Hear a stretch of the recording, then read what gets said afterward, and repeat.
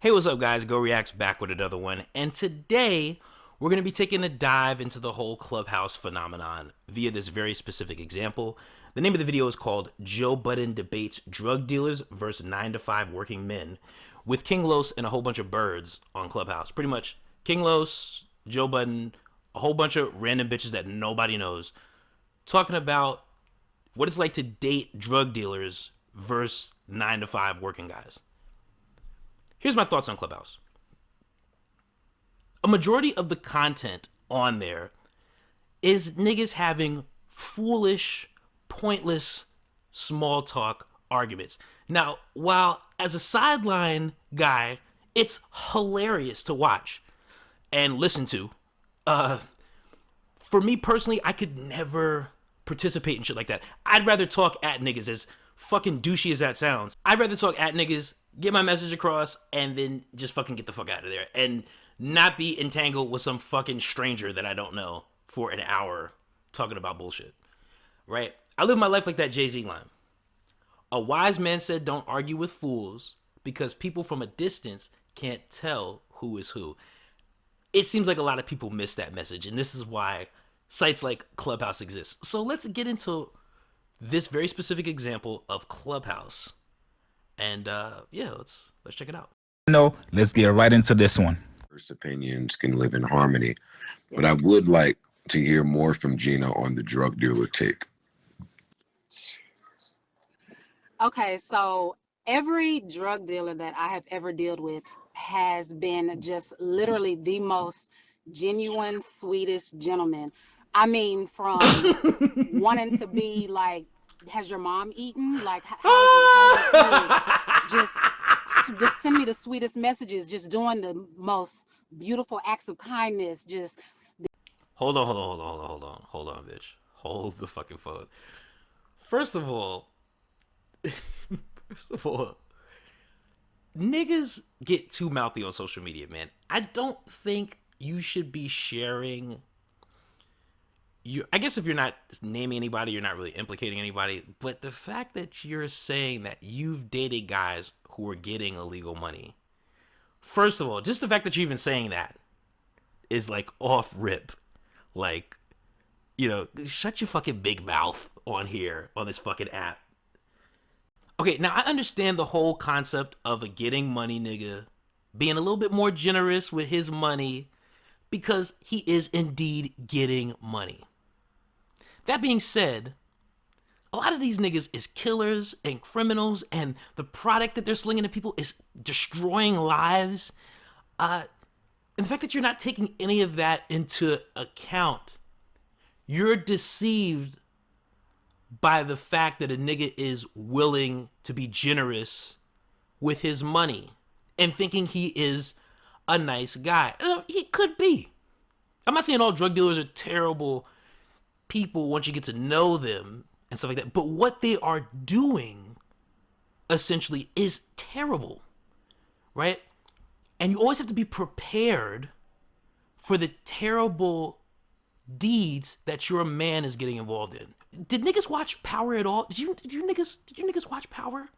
Did you see what happened to Tasha's life? Do you want that to be you? Do you want that to happen to you? Do you want to have to fucking murder snitches and do all this fucking crazy shit and have bodies on you and fucking deal with the cheating? Because that's another aspect too. A getting money nigga is what Kevin Samuels calls a high value male. So that means there's other bitches that want him. If this nigga goes to the club, there's gonna be other bitches out there that want him. If he's got nice cars and shit like that, there's gonna be bitches on his dick. Bitches were on my dick when I had a Ford sports car. If this nigga's really getting money like that, there's gonna be bitches on his dick. You better believe it. the gifts, everything, just the most. Don't want to argue. Like, these are the ones that I've encountered. Now, these working 9-to-5 men they get jealous of you if you want to get dressed up and go somewhere. They get pissed off. Why you want to get dressed up? Why you want to wear that? Why'd you change your hair? Like, everything is like is negative from my experience. But these street dudes are like, I don't know, they're like the most comfortable dudes, and they like want you to flourish. They are just, and they're just so, that's I mean, that's just been my But experience. Just are drug um, dealers have just treated me like I'm a queen. I are second those that. the only two boxes that we're putting men in though? The drug dealer box versus the 9 to 5 box? Oh shit, here goes fucking social media Joe. What about guys who have created a podcast empire and are for the culture and make money because they are representatives of the culture? It's like, nigga, stop trying to fucking plug yourself in there. They're keeping the talk general, because it fits the topic. It suits the topic. This nigga trying to, well, what about if you've created a social media presence that has eclipsed your rap career? Nigga, nobody wants that specific of a answer here, or that specific of a fucking topic. Absolutely not. Absolutely, I'm just talking about a career choice. The street dude versus the man who works a regular 9 to 5. Where do the rappers fall into Different that? in Let between. me Okay, hear. I Let me hear mentioned that. athletes Where do and the rappers too. entrepreneurs, the finance guys, Okay, the the ball players, entrepreneurs, The my industry dudes. Athletes, that's yeah, the I've execs. dated them all. But The over 80 from my crew is the but best though. why did you narrow down to these two buckets? That's what we're trying to say. Like, Yeah, that's what Over I'm 80 Wait, who said crew? the over 80 crew? there's a lot of Simba different. gonna I be said pissed. it. I want to The know over why 80 you crew said that. will shut a drug dealer down, a killer, a murderer. Over 80 treat you like the queen of Zamunda. Period. Yeah. You see, this kind of sentiment right here lets me know with certainty that modern women are just ass backwards when it comes to everything, man. Their thinking is just fucking completely backwards. You want to lock down an 80-year-old guy with 80-year-old balls and a dick that can't even fucking get up, so you can be claimed as a beneficiary on his life insurance policy after he fucking dies in 3 years. That is some sad fucking shit. That is some sad shit. The bitch is thinking as well, it's only a couple of years, and then he's gonna fucking die and I'll get the money. He's having this old ass man sitting there talking about, hey, can you sign these papers just to make sure that I'm good, in the event, I know we don't want to think about that, but in the event. The bitch thinking about it every single day. She can't wait. She's counting down. She's got a fucking countdown on her fucking phone to when this nigga's gonna fucking die. Crazy, man. The kind of thinking that's out there today with these modern women, bro, I cannot fuck with it. That's why I tend to stay away. Because they about to die. 80, Exactly. years old. Simba trying to get some 80-year-old nigga heart attack. We That's know. They could funny barely shit walk. right already They know. gotta treat you like a queen. It's their karma. Damn. Now I wish Wait, I could speak to the 9 to 5 niggas that Gina dated. Like I wish one of them Yeah, I popped up wanna on the know. stage. I want a 9 to 5. Gina, dude to Gina, ping them in No, here, dog. listen, the 9 to 5 dudes, it seems like they're in competition with you, like for the money wise, like the attention. It's so weird. Like I don't know. Like I understand what she's saying. I just don't like the two boxes that men are restricted to. Yo, why does this nigga Budden always do that little tick laugh when he thinks he makes a good point, right? When he approves of the point he just made, he goes, well, I just think that men shouldn't be put into two boxes like that. It's like, nigga. The guy sometimes drives me nuts, man. He drives me up a wall, this dude. Well, I don't think that the culture should look at it this way.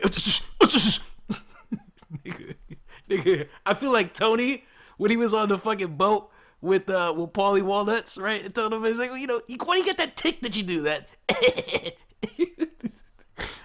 He makes me feel like that, man. Like I want to take this nigga out in the boat and figure out if I'm gonna whack him or not. there's more than that, of course. Like I said, the athletes, the actors. I've never dated an actor, but I mean, I've dated athletes, dated rappers, and I'm just saying that drug dealers, out of all of them, have been the most sweetest, nicest, kindest men that I've come across. Well, there's drug dealers that has become rappers and stuff too. Oh, gee, gosh, golly, I'd never heard that one before. Yeah, that bitch, she said that shit like, nigga, nobody ever heard that shit before. She said that shit like she made the discovery of the century saying that. It's like, yo, bitch, we know. You don't have to, Everything that's understood doesn't have to be discussed, baby. We get it that some niggas that used to sell drugs is now rapping. I mean, you're not saying anything fucking new or even adding to the conversation that's happening. So, cool it. And they started working at 9 to 5. Right. And eventually they turn 85. And when they do, pass them So over they here. check all the boxes. All right, so I have a question for Gina. I have a follow-up. Oh God. I often hear women speak about stability being something that's really important to them in a relationship, right? Are you one of those women? Yes, and I know what you're getting at, because that drug dealer can go to jail and everything is flushed down the toilet. Everything that we worked for is gone. But yeah, stability is like, whoever I marry, I know, even though I love the drug dealers, I know I can't marry one of them. I know that's not who I can spend the rest of my life with, unless they put that money up, start a business, and they go all the way straight. But every time I try to date a regular dude, it just doesn't work out for me. I don't know. Like, I can't date a 9 to 5 dude. Like, I need somebody who like makes their own money.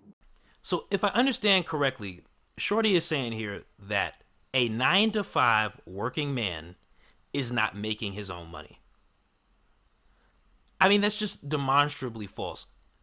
Compared to like his boss, he's not making a lot of money, but a 9 to 5 guy negotiated the terms of his contract, right?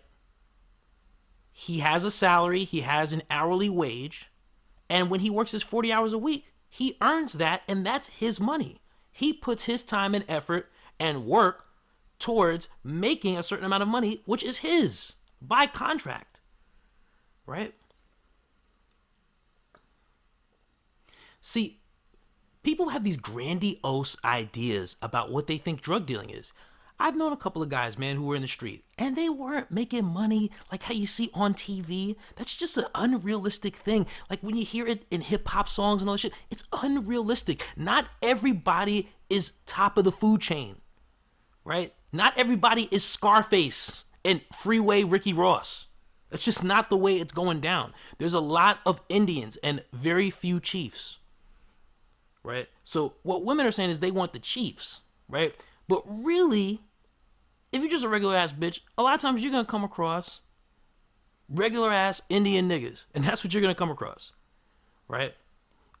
It's even rare to find a drug dealer in your city that's rich, that don't have the feds on his ass, right?